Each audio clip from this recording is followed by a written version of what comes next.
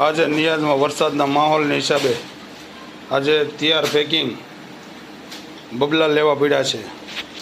બબલામાં noodles છે, pasta છે, વાટકા છે, ABCD છે, રિંગ છે.